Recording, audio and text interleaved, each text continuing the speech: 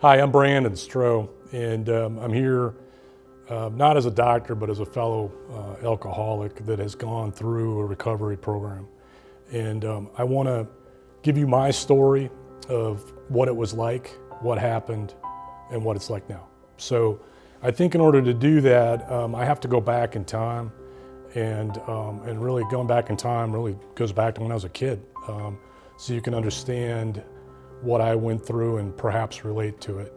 And I think it's important when I go through this that you look at the similarities, not the differences, because when I was trying to get sober, initially I remember going to some meetings and sitting there and listening for every difference that people had that I didn't have, to reassure myself that I wasn't an alcoholic. But what I should have been doing was listening to the similarities, because it didn't take long for me to have a lot of similarities with these people in terms of their consequences that I didn't have to have.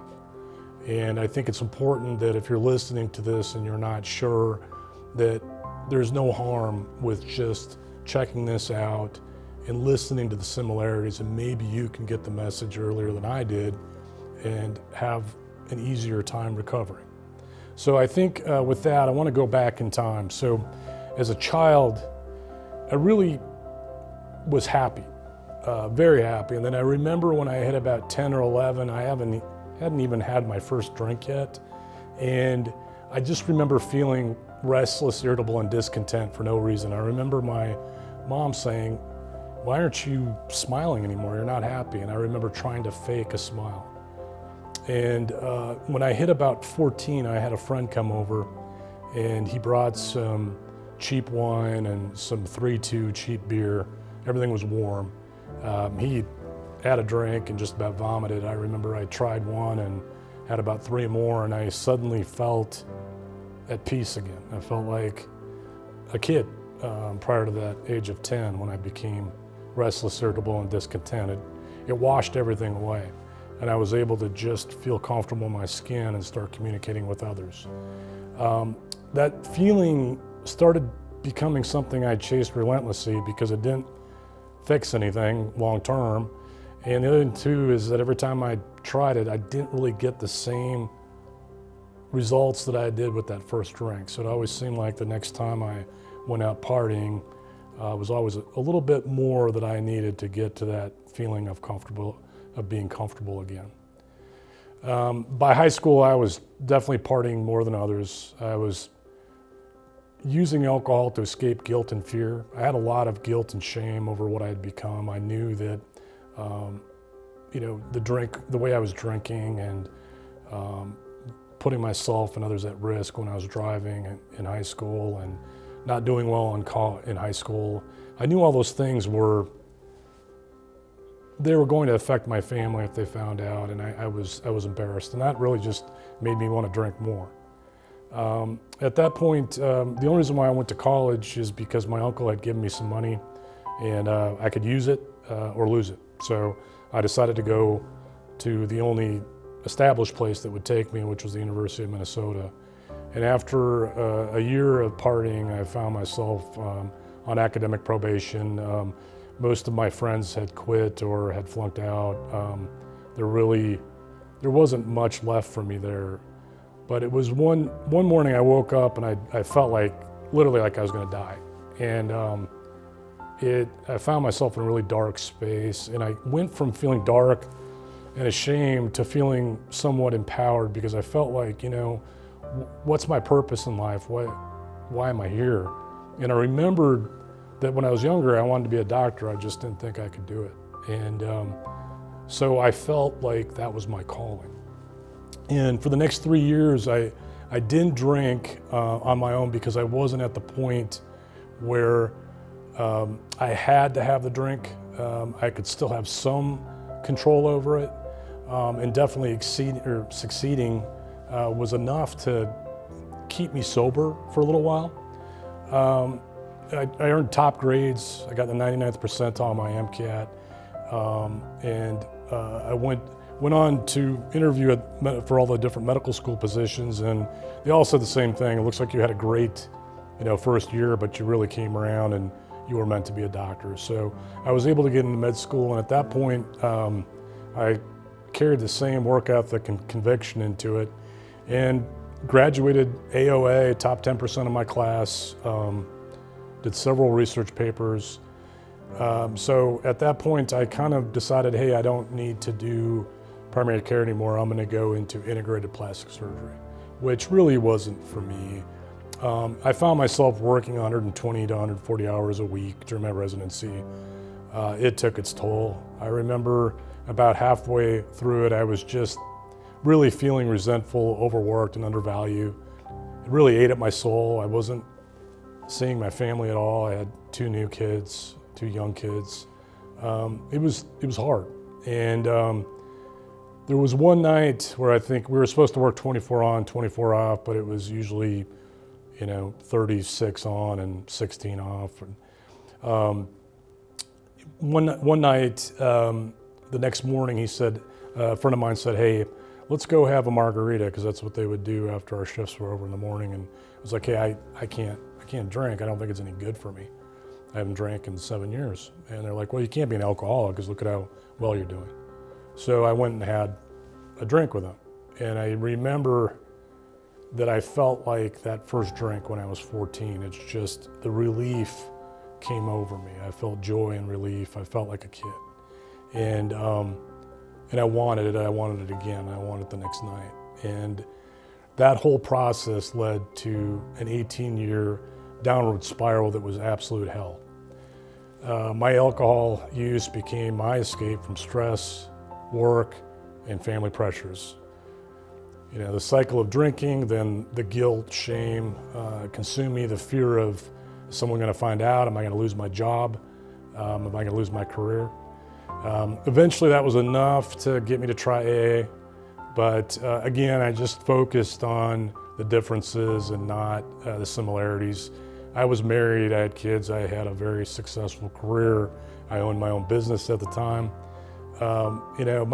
My ego told me, hey, you're not a drunk. You're just a guy that likes to party. Look how successful you are. But that just wasn't the case. That was my disease telling me that I was okay, so that I would keep drinking. By the age of 44, I was completely out of work, divorced. I weighed 300 pounds. I was drinking at least 30 beers a day just to function. Desperate. It was really coming down to, do I kill myself, or do I find help? Because I knew that at that point I was beyond human aid and I needed a spiritual solution. And right at that point in time, advertisement for a rehab came up in Texas, and I had my second wife drive me there that day. And they put me in for 30 days and told me I could go home, and I said I need to spend another 57 days here because I don't think I'm where I need to be. And that's what I did. I stayed for 87 days. At that point, my ego was gone. I was desperate. I had what we call the desperation of a drowning man. I was willing to do whatever it took to stay alive. And during treatment, the only place that would take me was a small town in Missouri.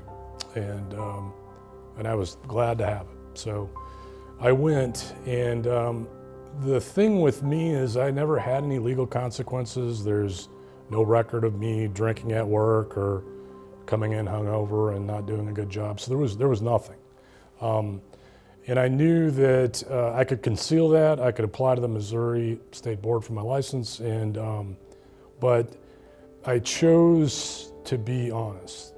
And what I did is I called the Physicians Health Program, and the first person that answered the phone was Mary Fahey. And she's the founder, along with Kay O'Shea, the co-founder, along with Kay O'Shea of STL-PHP.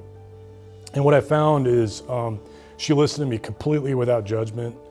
I felt safe. She never asked me what my last name was, my birth date, my license. None of that. She was just someone there listening. And I think we talked for about an hour. And I did most of the talking. She didn't ask a lot of questions. And then she told me, she said, hey, Brandon, you're not a bad person who needs punishment to get good. You're a sick person who needs help to get well. And I got off the phone and decided that I needed to do that. So, but by doing that and signing up with a 5-year monitoring contract, it meant money, it meant commitments, it meant alcohol testing. And I knew that if I didn't do what I needed to do, I might get reported to the state board, and then I would have problems with the state board. So I was a little scared, but I knew that perhaps that fear was a good thing. And so I signed up. And you know, the first year of sobriety is tough. The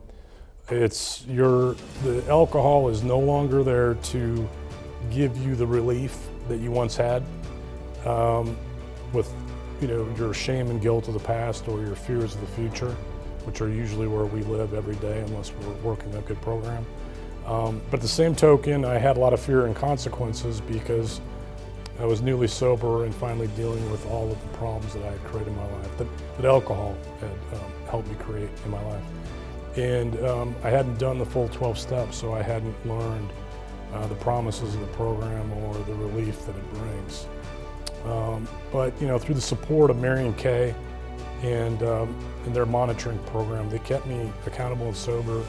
And most importantly, they just told me what the future was going to look like, to hang in there, and that things were going to get better than I could ever believe. By year 2, I found myself kind of finding some peace, and I wasn't craving alcohol anymore. To me, that was the real miracle. Since I think about 6 months of sobriety, I've never felt like I need another drink. And that to me is a miracle. And as time went on, I just found a joy in living life on life's terms, and I was okay with the good and the bad. And what I realized a lot of times is the bad was there for a purpose. It was keeping me out of harm's way. Rather than pushing my willpower through, I was given a different direction, and it made sense later. And then still struggling, working a lot for not a lot of money, but just grateful every day that I could be a doctor again. And then years 2 through 5, my career really rebounded. I took a teaching job in Kansas City and mentored residents, won Teacher of the Year the couple years that I was there. And at that point, my former residents encouraged me. They said, "Hey, why don't you start another practice and do it differently this time?" And so I contemplated it, and I said, "Yeah, you know what? I'll do it, and this time I'm going to use the principles that I've learned in recovery to build a company that's special for all employees." So the company that I built was really based on patient care, number one, the other people around me, and myself last, because that's kind of what recovery is. The relief is in getting out of your own head and helping other people get through their struggles. So what happened because of all that, people would call me overly generous and so forth, but to me that was what it was all about, was to make sure that my patients and all my partners and employees who would become partners with me, so we could become employee owned and operated, I want to make sure they were taken care of. So if you fast forward 9 years, over 9 years since my last drink, which was March 28, 2016, now I went from almost homeless, with no job, no one that would hire me, almost dead. And now I have my health, I have my family back. My company operates in multiple states. And I'm a man that I can respect, and others do as well. And that's important. So life isn't always easy, but again, helping others makes it meaningful. And I can tell you without a doubt that if you are to give Mary and Kay a call and you're willing to keep an open mind and be honest and willing, honest with yourself, honest with others, open-minded and willing to do some of the simple tasks that you're going to be asked to do, I think that Mary and Kay will really help guide you towards the same place that I found myself in. And I remember thinking, can I afford this? At the time, it seemed like a lot of money, Now it's not that much money at all for monitoring, but it really, out of all the things I've done in my life, 401ks, et cetera, it's the best investment I've ever made. I'd do it again. After 5 years, I asked them if I could stay on, and they told me you're going to be okay. Take the training wheels off, and I've been better than okay. So I want all of you that are out there suffering and listening to this to give recovery a chance, and to reach out to Mary and Kay and get the help you need. It'll be the best thing you ever did. Thank you.